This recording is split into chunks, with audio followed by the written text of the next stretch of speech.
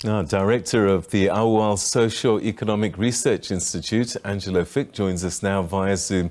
In fact, on the line to talk about the ANC conference. Angelo, always good to talk to you. Thanks for joining us.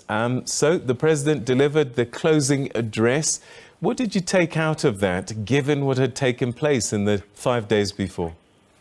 Good evening, Peter. I apologize that I couldn't join you via Zoom, but all my devices seem to be in the same state as the governing party. They don't seem to want to cooperate, and they seem to be on the collapse.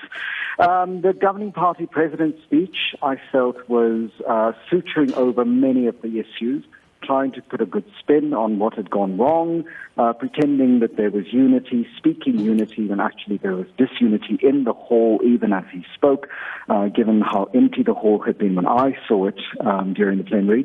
But I think also it was an attempt to build something in the ANC for which I'm not certain that the foundations are ready and that the substance has been laid, because this was, after all, the most contentious conference. It ran late by hours. It didn't even complete its business, and the President even tried to say that this had happened before, it was all okay. But the reason it would have happened before is very different from this time round, and I think this is a party with serious problems that it has to address. Because if it wants to govern the Republic of South Africa, it cannot do so with the disarray that it currently sits with, because we still don't know who the members are. We don't, the commissions that were supposed to discuss policy haven't finished their business and will presumably do that business on the 5th of January virtually. Some people might say that by and large, the top 7 are heavily weighted in his camp. Does that make it easier for him to flex his muscles? There was a point in the speech where he says that the branches have spoken and now everyone must fall into line. Is that an indicator of what might come? We assume that this is the plan, because this also echoes the Secretary-General's remarks in his first statement last night when he said he will be, the sort of enforcer of discipline. He will make sure that people do not bring the party in disrepute, and that he will make sure that people actually observe what the party documents call political discipline, as well as enforce political education. Whether Fikile Mbalula is up to the task of rebuilding a movement's ideological core and put down the discipline is a different story, because that also, of course, depends on what the 80-person NEC looks like.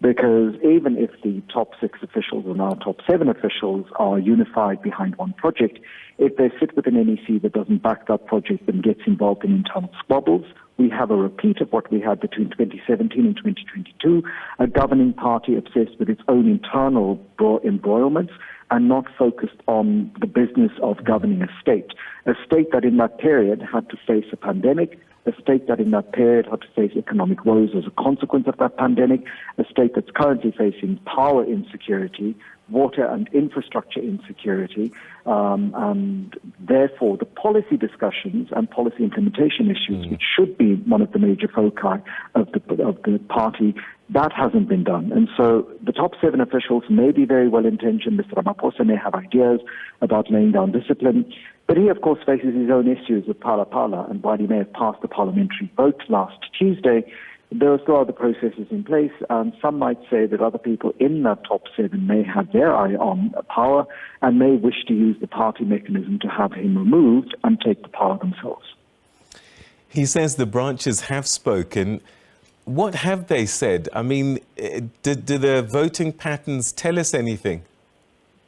Well, it's hard to say whether the branches have indeed spoken, given that there were conflicts throughout the conference between what branches say they wanted and what regions say they wanted, and how the many accusations of vote turning by money was right throughout Saturday, Sunday, Monday, and earlier today there was Fikile Mbalula's voice going out over the tannoy across the entire Nasrec conference center, almost kind of, whipping people in the conference to go and vote for the NEC.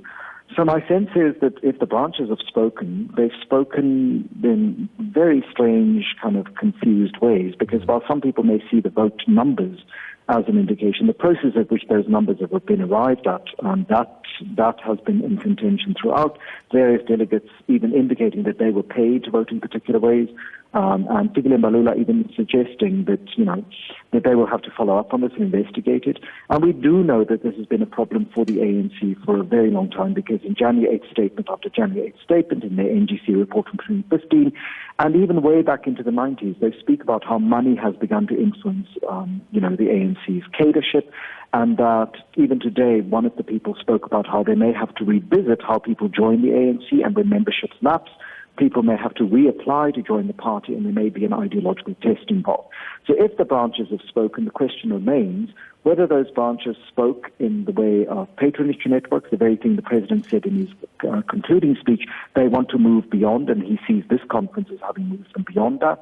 But again, all of this depends on whether or not, Mr. Ramaphosa gets through 2023 and Phala is put to bed, or whether or not the party feels they still have to deal with it because it may become an albatross going into the 2024 election. People have been suggesting that this conference has been carefully managed so that certain issues were not dealt with head-on, that there wasn't a huge debate about certain matters that could have been embarrassing. Do you think that that was the case? Absolutely. I mean, how do you go into a national elective conference with several of your leaders embroiled in and implicated in and accused of misconduct, both in terms of party rules and in terms of national laws, and the consequence of that is not part of the discussion. Fikile Mbalula said Phala is not part of the discussion of any of the commissions, and that the disciplining of cadres who supposedly in that parliamentary vote went against party line will be kicked to the new NEC to deal with.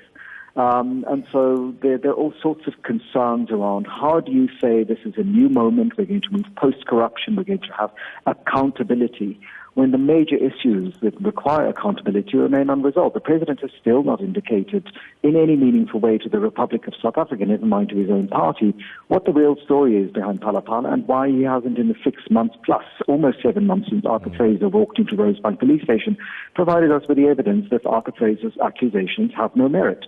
Right, so that's crucial for us to think through. And the party's, sort of abandonment of the Section 29 process by a majority in Parliament, because they decided to put the party's principles that they will never have a president removed from an opposition bench, and that this is just how this works, is to ignore that we live in a constitutional democracy. We have a constitutional court judgment that actually it is the duty of Parliament to hold the executive to account. And so I don't think that this is a clean slate, and I'm not talking about clean slate politics, but a clean slate going into 2023 for Mr. Ramaphosa. There's much to be answered for, and he has a lot of house cleaning to do, even if he survives in terms of his own cabinet. Members of his own cabinet openly defied him while sitting in cabinet, suggested the constitution needed to be revisited, cast aspersions on the judiciary, threatened to sue the state that they served as Minister of State in because of issues around visiting prison. All of that will have to be cleaned up before the State of the Nation address next year. And if he has the will to do so, South Africans may take him at his word that this is a new moment in the African National Congress.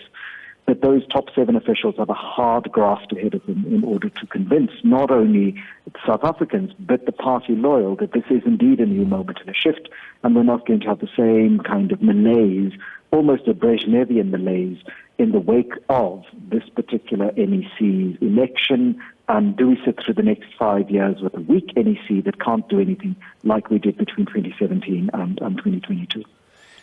There are a lot of people who are older and have experienced the party over a long period of time, who are probably reflecting at this moment and wondering how it is that a former president of this party would be involved in a legal wrangle with a current president just before a conference.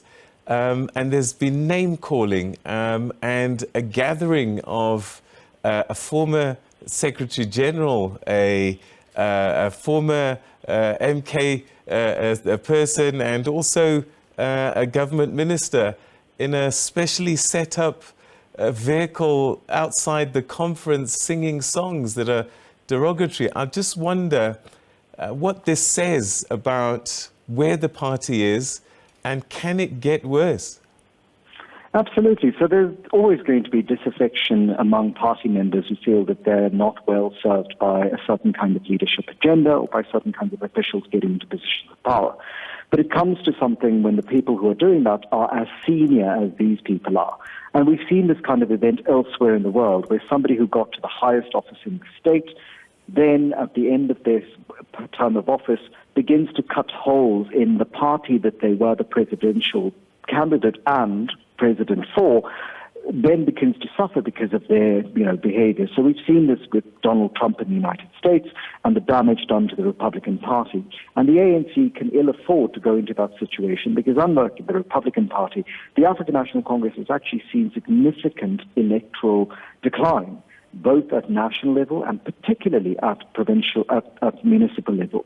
I mean, in Gauteng alone, and so many people who are branch members of the ANC in Gauteng are in that top 7 official list. All 3 of the metros, of the big metros, were lost by the ANC in the last municipal election. They do not govern the economic heart of the country, Johannesburg. They do not govern the capital of the Republic of South Africa, Tshwane. So, there are symbolic losses that they've experienced since 2016. Their electoral declines, they're moving towards that 50% magic mark. And while they still have the kind of electoral returns that other parties elsewhere in the world would love to have, above 50%, they know that once they go below 50, they will either have to go into coalition with somebody, another party, and the enmity across party lines in South Africa is severe, or they will find themselves in opposition benches facing the kind of chaotic coalitions we've seen in municipal governance. And then all of the ideas that the ANC has about a better life for all will by 2024, 30 years after 1994, that's a generation, suddenly go into tatters in ways that are faster than the tatters we're currently seeing now.